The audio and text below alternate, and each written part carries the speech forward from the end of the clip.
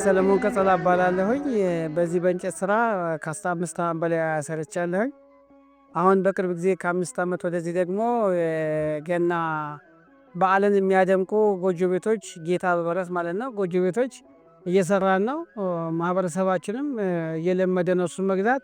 ቀደም ሲል ሲጠቀሙ የነበረው የአውሮፓን ክሪስማስ ነበረ፣ ገና የሚያደምቅ ክሪስማስ። አሁን እሱ እየቀረ ነው። አብዛኛው ሰዋችን ማህበረሰባችን ይህን ጎጆ እየገዛ ነው።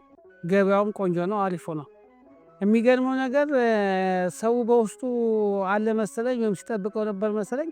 ልክ ስራውን እንደጀመርን የነገር ወደ ገበያ እንደመጣ በቃ ሁሉም ሰው ነው በአድናቆት ሲገዛ የነበረው ማለት ነው። በጣም ደስ ብሎት በጣም እንደተለየ ነገር ሰው ሲገዛ ነበር። በየአመቱ ደግሞ የሰው ፍላጎት በጣም እየጨመረ ነው የመጣው። እኛም ደግሞ ማምረታችን በየአመቱ ያው አቅማችን እያጠናከርን እያመረትን ነው። በጣም የሰው ፍላጎት አለ፣ ጥሩ ነው ገበያው።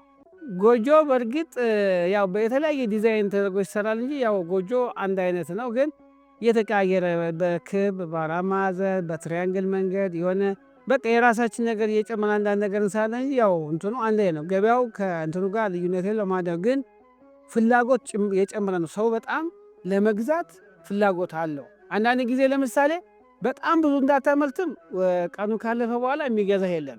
በጣም ትንሽ እንዳታመርትም ያው ፍላጎት አለ። የገበያ ፍላጎት እያመጣጠን እያየን የገበያ ሁኔታ እያየን ነው የምናመርተውና በዛ ሁኔታ ጥሩ ነው። ቀኑ ካለፈ ያው የሚጣል ነገር ነው፣ የሚገዛ የለም። ስለዚህ ያን እያመጣጠን እየሰራን ያለን።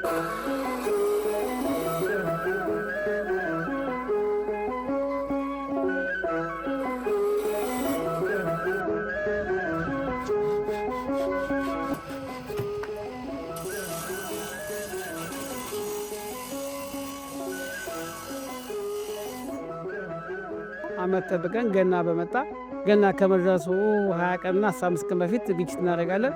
ከዛ ሁኔታውን እያየን እናመርታለን ማለት ነው። ሰው ተጠቃሚው ያው ሁሉም እንደ የራሱ ኢንተረስት። ለምሳሌ የምትደረገው መብራቷ ክሪስማስ አለች። አንዳንዱ እንደዚህ ወይም በዛ ይበል ወይም አነስ ይበል ወይ ደግሞ በስዕል አድኖ አለ። አንዳንዱ በስዕል አድኖ ዙሪያው እንደዚህ መብራት ቢደረግ ያምራ ይላሉ። አንዳንዱ በጎጆ ላይ እንዲህ ቢዞር ይላሉ። ብዙም ስለ ስራው እንደዚህ ነው አይሉም፣ ግን መብራቶቹ ላይ ብቻ አስተያየት ይሰጣሉ። አንዳንድ ሰው ዲም ላይቱ ላይ ማለት ነው እንጂ ቆንጆ ነው በጣም። ሳይዝ ለምሳሌ አንዳንድ ሰዎች ትላልቅ ግቢ ያላቸው ሰዎች ለምሳሌ ትላልቅ እንደዚህ ሜትር ከ50 ወደ ላይ እስከ 2 ሜትር ምናምን ግቢያቸው ውስጥ ቁጭ ያደርጋሉ።